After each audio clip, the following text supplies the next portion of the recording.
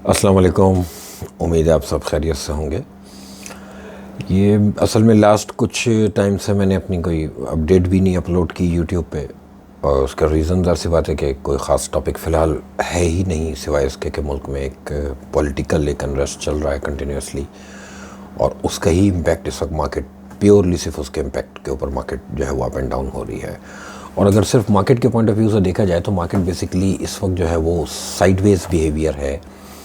Market इस वक्त समझ लें कि कंसोलिडेशन के फेज़ में है और किसी भी ट्रिगर का वेट कर रही है, क्योंकि देखिए नेगेटिव ट्रिगर्स जितने भी हैं, नेगेटिव जितनी भी डेवलपमेंट्स होनी थी वो एक्सपेक्ट कर चुकी मार्केट, वो मार्केट में डिस्काउंटेड है, सिवाय इसके कि कोई नया पॉलिटिकल कोई इवेंट एकदम सामने आ जाए और उसका दोबारा से कोई इम्पैक्ट मार्केट ले।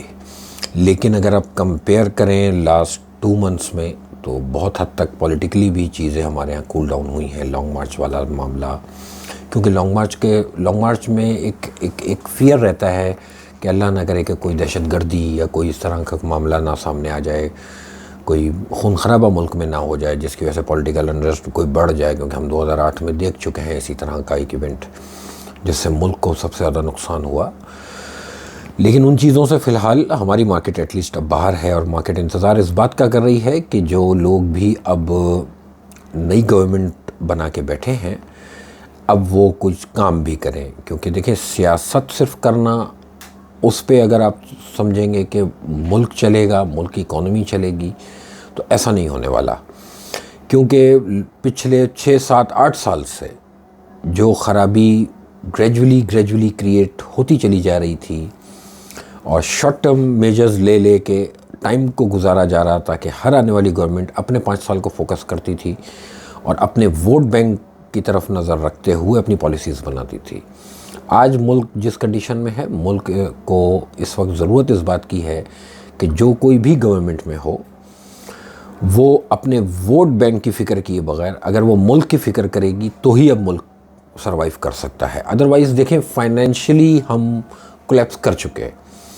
मैं कोई भी नेगेटिव चीज़ अब अपनी वीडियो में बोलने के मूड में नहीं हूँ, क्योंकि मैं ना भी बोलूँ, अब दुनिया बोल रही है वो बातें, जो बातें पहले से मैं एक्सपेक्ट कर रहा था। हाँ, जो चीज़ मोर देन एक्सपेक्टेशन हुई वो यही हुई कि रिजीम चेंज, और रिजीम चेंज के बाद से ये 6, 7, 8 महीने भी ये नई गवर्नमेंट भी सिर्फ हाथ पे हाथ रख के बैठी रही, और कोई फाइनेंशियल पॉलिसी इनके पास नहीं है। अब तक कोई रोड मैप ऐसा नहीं है कि इनकी क्या डायरेक्शन है, ये कुछ बताएं इन्वेस्टर्स को।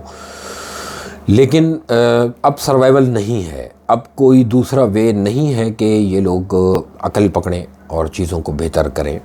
सिर्फ सियासी पार्टीज़ के ऊपर अब ब्लेम नहीं देना चाहिए, हमें सोशल मीडिया ने इतनी अवेयरनेस तो दे दी कि अब एक बच्चे को पता है कि मुल्क में गवर्नमेंट्स कैसे आती हैं और कैसे जाती हैं।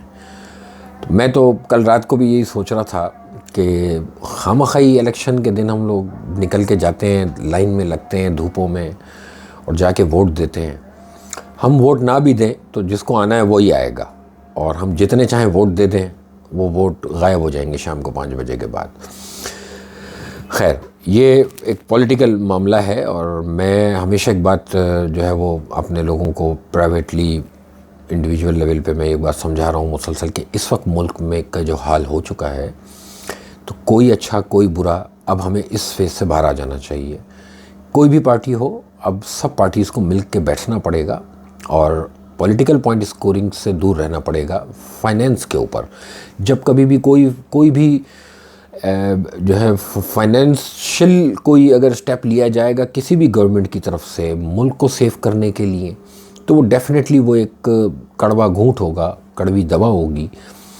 अब हमारे यहाँ जो मसला है वो यही है कि ऑपोजिशन पार्टी उसको पॉइंट स्कोरिंग के लिए यूज़ करती है। अब ऑपोजिशन में अब कोई भी हो और गवर्नमेंट में कोई भी हो, जब तक पॉलिटिकल स्टेबिलिटी मुल्क में नहीं आएगी, मुल्क में फाइनेंशियल स्टेबिलिटी का कोई चांस नहीं है। अच्छा, यही रीज़न है कि आपकी फ्रेंड कंट्रीज़ भी इस वक्त आपकी तरफ देख रही हैं कि पहले भाई पॉलिटिकल स्टेबिलिटी तो लेकर आ जाओ, पहले हमें ये डिसाइड करने का मौका तो दो कि तुम में से कौन है फाइनेंस मिनिस्टर और कौन सी गवर्नमेंट है जो आने वाले 4-5 साल रहेगी, उससे हम बात करें।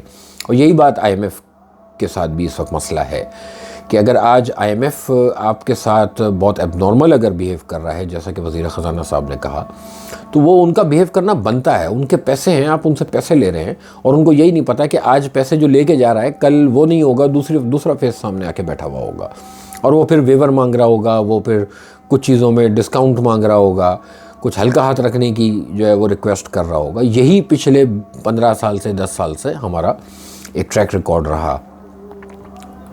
इन शॉर्ट वर्ड, अब हमारे धोखे में और हमारे गिमिक्स के अंदर अब दुनिया अब आने वाले के मूड में नहीं है। दुनिया समझ चुकी है हमारे गेम को कि हम लोग सियासी मफादात को सामने रख के किस तरह से जो है वो 5 साल की एक पॉलिसी बनाते हैं और उसके बाद नई गवर्नमेंट आती है और वो प्रीवियस वाले की पॉलिसीज़ को बिल्कुल वाइप आउट करके फेंक देती है साइड में।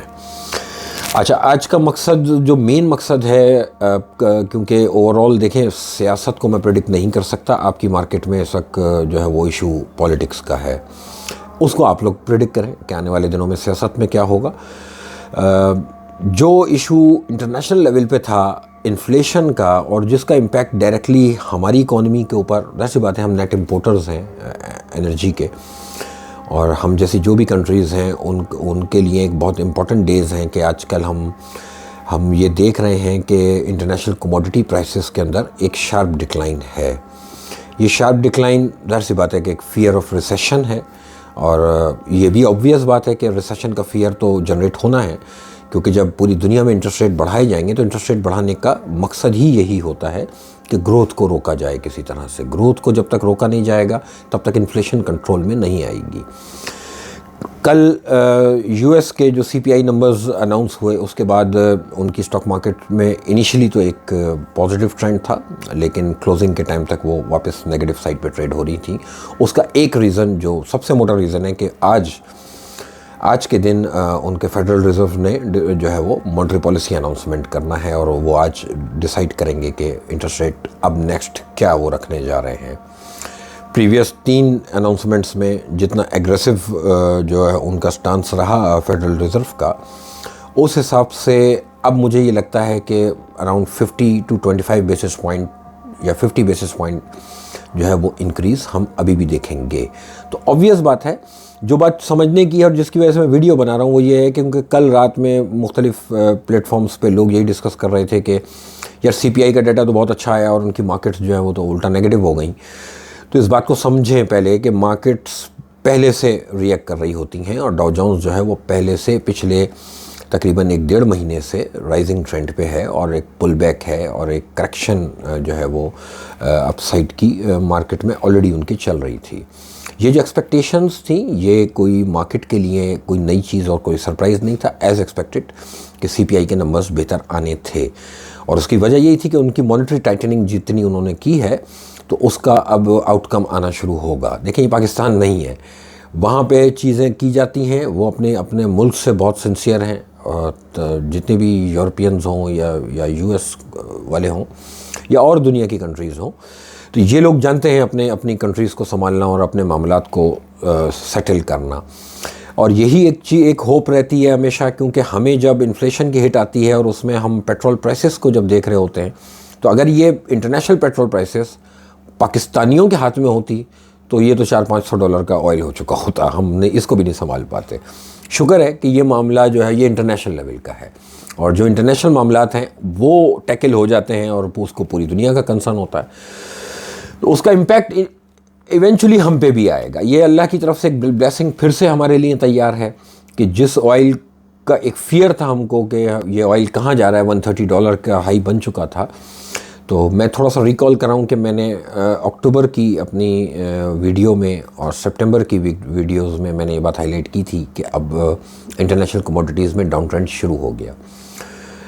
71 अराउंड, बल्कि $70 अराउंड का अभी तक लो बना है क्रूड ऑयल का, और अब इस वक्त $75-76 के आसपास ट्रेड हो रहा है। इसमें इस डिक्लाइन में जो रीज़न है वो एक ये भी होता है, क्योंकि जब कभी भी दिसंबर आता है तो ये जितनी भी स्टॉक्स हों, ये कमोडिटीज़ हों इंटरनेशनल, इनमें थोड़ा सा ईज़ देखने को मिलता है। उसकी वजह ये होती है कि उनके यहाँ एक लॉन्ग हॉलीडेज़ का टाइम शुरू होता है, क्रिसमस और फिर न्यू ईयर, और पूरी दुनिया जो है वो 15 दिसंबर 20 दिसंबर तक छुट्टियों पे जाना शुरू हो जाते हैं। तो जितने भी हेज फंड्स हैं बड़े, जितने भी बैंक्स हैं बड़े, और जितने भी सेंट्रल बैंक्स हैं, ये सब आप समझ लें कि अपनी शॉर्ट टर्म पोजीशन या अपनी स्पेकुलेटिव पोजीशंस जो है वो स्क्वायर करते हैं पूरी दुनिया की मार्केट्स के अंदर। और ये एक रीज़न बनता है ईज़ ऑफ होने का और एक डिक्लाइनिंग ट्रेंड का। इसी तरह क्रूड ऑयल में भी हुआ है। मुझे ऐसा लगता है कि जनवरी में थोड़ा बहुत हम इन चीज़ों में दोबारा से राइज देख सकते हैं, लेकिन ओवरऑल ट्रेंड नेगेटिव ही टेरिटरी के अंदर अब कमोडिटीज़ ट्रेड हो रही हैं, चाहे वो नेचुरल गैस हो, चाहे वो फूड कमोडिटीज़ हो, और चाहे वो ऑयल प्राइसेस हों। एक जो कमोडिटी है जो मेटल फैमिली से बिलोंग करती है, और उसमें हमने एक जो है ना एक बुल रन देखा है पिछले 1 महीने 1.5 महीने के अंदर, वो है गोल्ड। मैं उसका लॉजिक आपको समझाता हूँ और इस बात को अगर आप समझें। देखिए, दुनिया के अंदर एक बहुत बड़ा एक क्राइसिस चल रहा है जो कि क्रिप्टो करेंसी को लेके है। ये क्रिप्टो करेंसीज आज से कोई 8-10 साल पहले जो है वो दुनिया में नमूदार हुई और पूरी दुनिया ने उस तरफ शिफ्ट होना शुरू किया, और क्रिप्टोज़ के अंदर ट्रिलियंस ऑफ डॉलर्स जो है पूरी दुनिया से लोगों ने इन्वेस्ट किए, और एक समझ ले कि डिफरेंट कॉइन्स बनते चले गए, एक कॉइन से दूसरा कॉइन, और डिफरेंट किस्म के प्रोडक्ट्स उसमें लोग बनाते चले गए। और जितने भी लोग इस टॉपिक पे मुझसे पहले बात कर चुके हैं वो इस बात को रिकॉल हो जाएगा उनको कि मैं हमेशा एक बात कहता रहा कि मेरा कंसर्न ये है, क्योंकि मैं ज़ाती तौर पे चाहे कोई भी स्टॉक मार्केट हो, कोई भी कमोडिटी हो, मैं उसका एक्सपीरियंस रखता हूँ और उसमें मैं काम करना मेरा एक पैशन है, लेकिन मैंने कभी क्रिप्टो में काम नहीं किया। उसका वजह क्या है कि इसकी कोई रेगुलेटरी बॉडी कोई नहीं है, इसको रेगुलेट किसी ने नहीं किया। ये इंडिविजुअल लेवल्स पे एक्सचेंजेस बनती रहीं और उन एक्सचेंजेस को लेके पूरी दुनिया ने उसमें इन्वेस्टमेंट की, और हमेशा मैं ये तो इवेंट तो अब क्रिएट हुआ है, मैं ये बहुत पहले से लोगों से कहता आ रहा था कि जब पूरी दुनिया सैटरडे संडे ऑफ है, तमाम कमोडिटीज़ ऑफ हैं, तमाम स्टॉक मार्केट्स ऑफ हैं, तमाम बिजनेसेस शट डाउन हैं, छुट्टी का दिन है, उस दिन भी अगर क्रिप्टो ट्रेड हो रही है तो इस बात से डरो कि ये कैसे ट्रेड हो रही है, कहाँ से ट्रेड हो रही है, इसको रेगुलेट कौन कर रहा है। जब भी किसी भी चीज़ की कोई रेगुलेटरी बॉडी नहीं है तो उस पर ट्रस्ट कैसे किया जा सकता है। आप पैसे किसके हाथ में दे रहे हैं अपने। ये वो पॉइंट्स हैं जो पहले लोग मुझसे सुनते रहे हैं, और उस वक्त ये सब नहीं हुआ था जो आज होना शुरू हुआ है। अब इस वक्त जो गोल्ड के बढ़ने का रीज़न है बेसिकली, उसमें एक जो मोस्ट इम्पॉर्टेंट जो पॉइंट है वो यही है कि क्रिप्टोज़ के अंदर अब हमने पहले तो कुछ एक्सचेंजेस को हमने डिफ़ॉल्ट होते हुए देखा, डिफरेंट कॉइन्स जो थे वो डिफ़ॉल्ट हुए। वो हिट जो है वो उसका ट्रिकल डाउन इफेक्ट ये बना कि दुनिया का टॉप मोस्ट एक FTX जो है वो एक एक्सचेंज, एक ब्रोकर क्रिप्टो का, वो डिफ़ॉल्ट हुआ, और नॉट ओनली डिफ़ॉल्ट, उसमें फ्रॉड का केस उनका फाइल किया गया है। और उस फ्रॉड के केस में हम तो ये समझते थे सिर्फ पाकिस्तान में ही ऐसा होता है। बड़ी हैरानगी की बात है कि उस FTX फ्रॉड के अंदर कांग्रेस के कुछ सेनेटर्स और उनके कुछ जो गवर्नमेंट ऑफिशियल्स जो है वो उनके नाम भी आए हैं। और एक और चीज़ ऐसी जो US में देखने को मिल रही है, जो पाकिस्तान में हम देखते थे कि उसके CEO को, FTX के CEO को तो अरेस्ट कर लिया गया, परसों रात को वो अरेस्ट हो चुका, लेकिन जिसके उसने नाम लिए, जिन सेनेटर्स के या जिन कांग्रेस पर्सन्स के, उनमें से किसी को भी अब तक टच नहीं किया जा सका, ना किसी को इन्वेस्टिगेट किया गया। तकरीबन 12 से 15 अरब डॉलर की तो एक ट्रांजैक्शन है जो उनके अकाउंट से ओवरनाइट गायब हो गई, और वो ट्रेस आउट नहीं हो रही कि वो गायब हुई तो किस अकाउंट की तरफ गई। ये बड़ी एक अजीब सी बातें कुछ दुनिया में इस वक्त नई डेवलपमेंट्स हुई हैं। अच्छा, जब बिलियंस ऑफ डॉलर्स क्रिप्टोज़ में लोगों के इन्वेस्टेड थे, और जब इस तरह का कोई फ्रॉड और कोई एक्सचेंज का डिफ़ॉल्ट होना जब सामने आएगा, तो एक ऑब्वियस बात है कि एक फियर फैक्टर क्रिएट होगा दुनिया के अंदर। अब वो पैसा इस वक्त की करंट सिनेरियो के अंदर आप शिफ्ट करेंगे उस पैसे को। ज़ाहिर सी बात है कि कमोडिटीज़, जो फूड कमोडिटीज़ हैं या एनर्जी कमोडिटीज़ हैं, इनमें तो डिक्लाइनिंग ट्रेंड है, तो ऑब्वियस नज़र आ रहा है कि एक चीज़ जब गिर रही है तो उसके अंदर लोग इन्वेस्ट क्यों करेंगे। सेकंड, स्टॉक मार्केट्स बेसिकली एक लो बनाने के बाद अब कंसोलिडेशन के फेज़ में जाने के इस वक्त फेज़ में हैं। कभी भी ऐसा नहीं होता कि कोई चीज़ स्लाइड करके नीचे आए और उसके बाद वो उसी तरह से जो है वो जंप करके जो है वो ऊपर चली जाए। और अगर ऐसा कभी होता भी है तो वो टेम्परेरी जंप होता है, वो सेलिंग अपॉर्चुनिटी होती है। हमेशा याद रखें कि कोई भी स्टॉक मार्केट हो, चाहे हमारी चाहे इंटरनेशनल, जब तक वो कंसोलिडेशन के फेज़ में नहीं जाएगी तब तक वो स्ट्रॉन्ग फुटिंग पे नहीं जा सकेगी।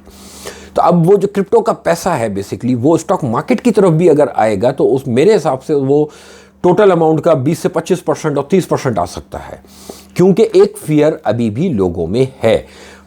पॉइंट ये है कि अभी सीपीआई के नंबर अगर यूएस के भी अगर आप देखें तो बेशक वो 2022 का सबसे बड़ा डिक्लाइन है और सबसे ज़्यादा इम्प्रूव्ड नंबर आए हैं, लेकिन अभी भी 7.1% उनकी इन्फ्लेशन है।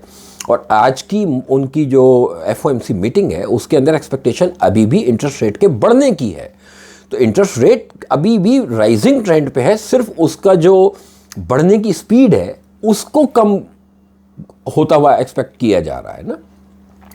तो ये तो नहीं होगा कि एकदम मार्केट्स में तेजियां आनी शुरू हो जाएंगी। हाँ, मार्केट्स एडजस्ट करनी शुरू करेंगी। अब मार्केट के जो फंड मैनेजर्स होंगे, जो मार्केट के प्लेयर्स होंगे, वो अब कैलकुलेट करना शुरू करेंगे कि अगर इस स्पीड के साथ इन्फ्लेशन नीचे आ रही है तो अब नेक्स्ट, आज जैसे एक एफओएमसी है, फिर नेक्स्ट एफओएमसी में वो क्या एक्सपेक्ट कर रहे हैं।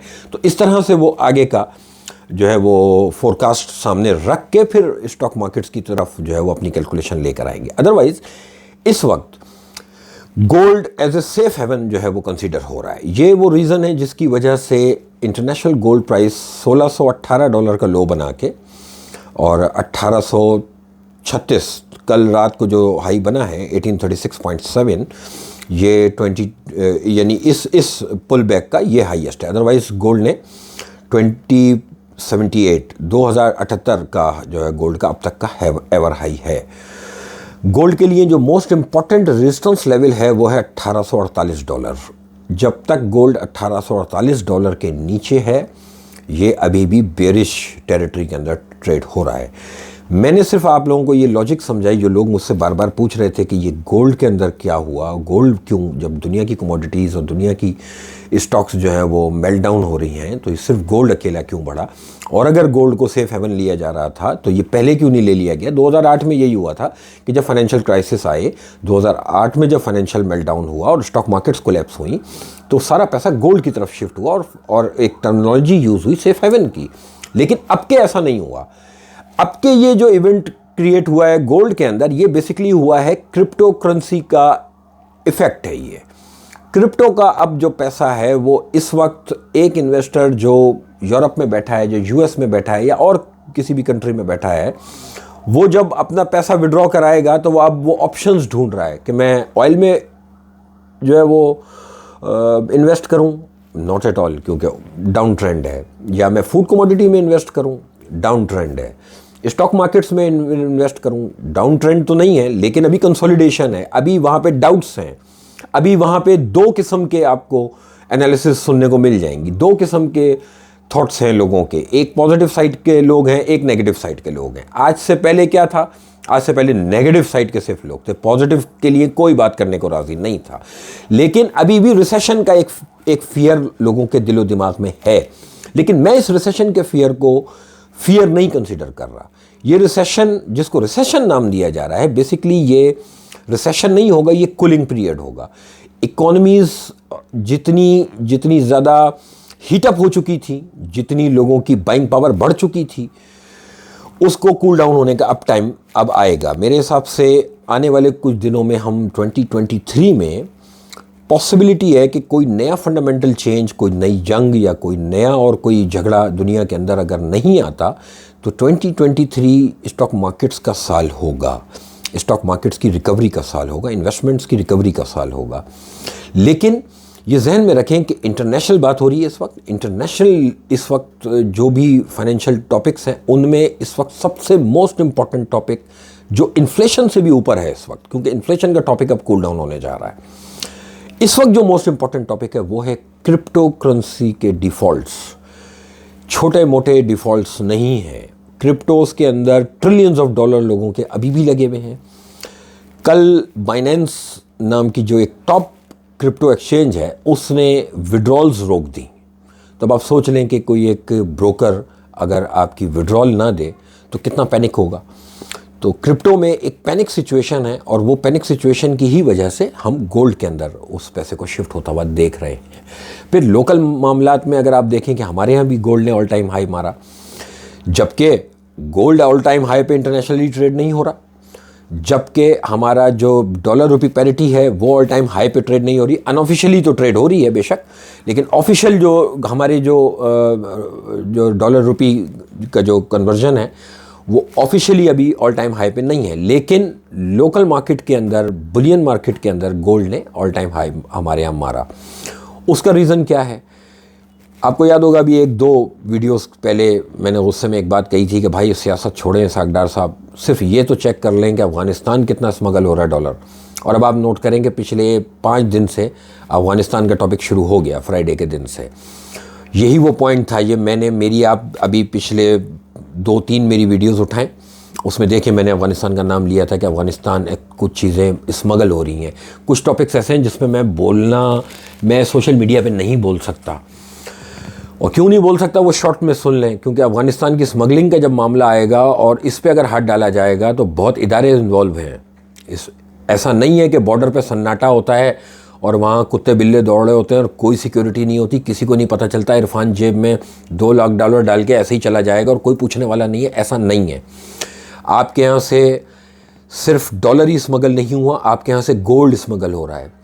अब आपके यहाँ जो गोल्ड ऑल टाइम हाई पे जाने का एक रीज़न है वो ये भी है कि जब लोगों को आप $10,000 अगर लेने जाएं तो इस वक्त अवेलेबल नहीं है मार्केट के अंदर, आपको डॉलर नहीं मिल रहा। तो जब डॉलर नहीं मिल रहा तो वो गोल्ड ख़रीद रहे हैं अब जाके, ठीक है। तो इसलिए भी एक हाइक हमारे यहाँ लोकल गोल्ड प्राइस के अंदर आई हुई है।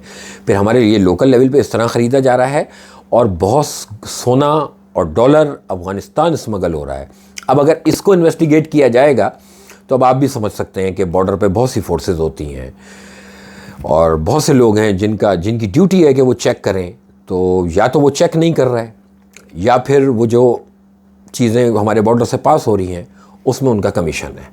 अब सियासतदान तो एक इजी टारगेट है, दें गालियाँ दबा के किसी भी सियासतदान को देनी हो दे लें। इदारों को देंगे तो तौहीन फलाना हो जाती है। हर उस आदमी की जिम्मेदारी है इस वक्त कि अफ़गानिस्तान जो रोल अदा कर रहा है इस वक्त पाकिस्तान के लिए, बल्कि मैं कहूँ अफ़गानिस्तान नहीं, हम इस वक्त पाकिस्तान से ज़्यादा अफ़गानिस्तान के हमदर्द हैं। ये आप नोट कर लें चीज़ें कि अभी बॉर्डर पे अफ़गानिस्तान ने परसों हमारे यहाँ हैवी आर्टिलरी से शेलिंग की है और हमने उनके दफ्तर ख़ारजा को बुला के एहतजाजी मरासला तक नहीं पकड़वाया है। हमारे यहाँ से चीज़ें स्मगल होकर अफ़गानिस्तान जा रही हैं और अफ़गानिस्तान वहाँ से हमको उसके बदले में दहशतगर्दी दे रहा है। हमारे फ़ौजियों को तो मुसलसल शहीद किया जा रहा था। कितना फ़ौजी पिछले 1 महीने में हमारा अफ़गानिस्तान से दहशतगर्दों की एंट्रेंस की वजह से शहीद हो चुका और अब हमारे सिविलियंस के ऊपर उन्होंने बम्बार्टमेंट की है। लेकिन हम अफ़गानिस्तान के ज़्यादा रिश्तेदार हैं। ये वो टॉपिक्स हैं जिनका इस वक्त इम्पैक्ट है। मैंने इंटरनेशनल और लोकल दोनों आपको बता दिए।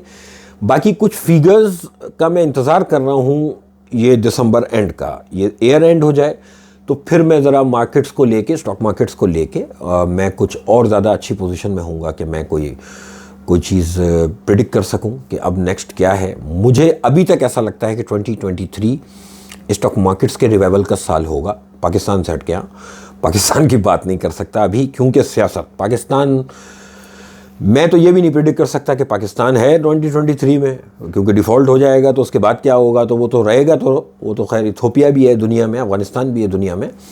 लेकिन देखते हैं किस तरह से मामला सेटल होंगे तो फिर हम पाकिस्तानी टॉपिक पे बात करेंगे। लेकिन इन इंटरनेशनल टॉपिक्स का पाकिस्तान के ऊपर भी इम्पैक्ट है। और ये इंटरनेशनल ऑयल प्राइसेस, मुझे लगता है कि जनवरी वगैरह में थोड़ा सा इनमें पुल बैक हमें देखने को मिल सकता है। अराउंड 80s की फिगर्स में कोई ऑयल दोबारा आ सकता है। और ऑयल का जो इमीडिएट टारगेट है मेरा, वो $68 और $62 का जो है वो इनिशियल इस वक्त टारगेट है। ओवरऑल ऑयल जो है वो डाउन ट्रेंड में है, overall natural gas down trend में है, फूड कमोडिटीज़ डाउन ट्रेंड में है। और जब ये ईयर एंड हो जाएगा तो फिर मैं आप लोगों को फिगर्स दूंगा कि ईयर ऑन ईयर बेसिस पे क्या परफॉर्मेंस रही और उनकी बेसिस पे नेक्स्ट ईयर हम क्या एक्सपेक्ट कर सकते हैं। आप लोगों का बहुत शुक्रिया, थैंक यू।